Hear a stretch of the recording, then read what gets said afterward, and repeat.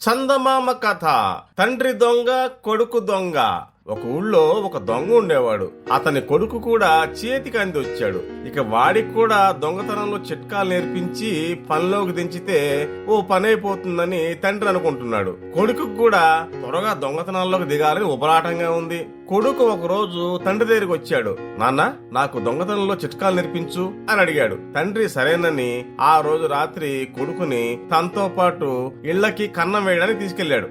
ఇద్దరు కలిసి ఒక ఇంటికి కన్నం వేసి లోపలికి వెళ్లారు. ఇంట్లోకి వెళ్లగానే తండ్రి దొంగ ఒక అలమరా తెరిచాడు. కొడుకుని అందులో దూరి ఏముందో చూసిరా అన్నాడు. కొడుకు దొంగ అలా అలమరా లోపలికి వెళ్లగానే తండ్రి దొంగ అలమరా తలుపు దభీల్మని అందరికి వినిపించేట్టుగా మూసేశాడు. తను మాత్రం నెమ్మదిగా అక్కడి నుంచి జారుకున్నాడు. అలమరా లోపల ఇరుక్కున్న కొడుకు దొంగకి చెమట్లు పడుతున్నాయి.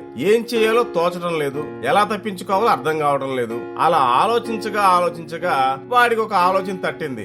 ఉన్నట్టుండి పిల్లి అరిచాడు. దాంతో ఆ ఇంట్లో పనిచేసే సేవకుడు ఒకడు ఒక కొవ్వొత్తి వెలిగించుకుని వచ్చి అలమరా తలుపు తెరిచాడు. తలుపు తెరుచుకున్న వెంటనే కొడుకు దొంగ ఒక్క ఉదుటిన అక్కడి నుంచి దూకి పారిపోసాగాడు. దొంగ దొంగ అని అరుస్తూ అందరూ అతన్ని వెంబడించసాగారు. కొడుకు దొంగ కొంత దూరం పరిగెత్తాక దారి పక్కనే ఒక బావి కనిపించింది. వెంటనే ఒక పెద్ద బండరాయి తీసుకుని అందులో వేసి పక్కనే చీకట్లో దాక్కున్నాడు. అతన్ని వెంటాడుతూ వస్తున్న వాళ్ళు అతను బావిలోనే మునిగిపోయి ఉంటాడని అక్కడే వెతుకులాడుతున్నారు. అదే అదనుగా భావించి కొడుకు దొంగ నెమ్మదిగా వెనక్కి వెళ్లి ఆ ఇంటిని దోచుకున్నాడు. కొడుకు దొంగ బోలెడంత సంపదతో ఇంటికి రాగానే తండ్రి దొంగ మీద తన కోపమంతా ఎగిరిపోయింది. అతను తండ్రి దొంగతో ఏదో చెప్పబోయాడు. తండ్రి దొంగ అతన్ని ఆపి, ఆ కథంతా అనవసరం రా, నువ్వు వచ్చేసావు కదా చాలు, నేను నీకు నేర్పించాల్సింది నేర్పేశాను అన్నాడు.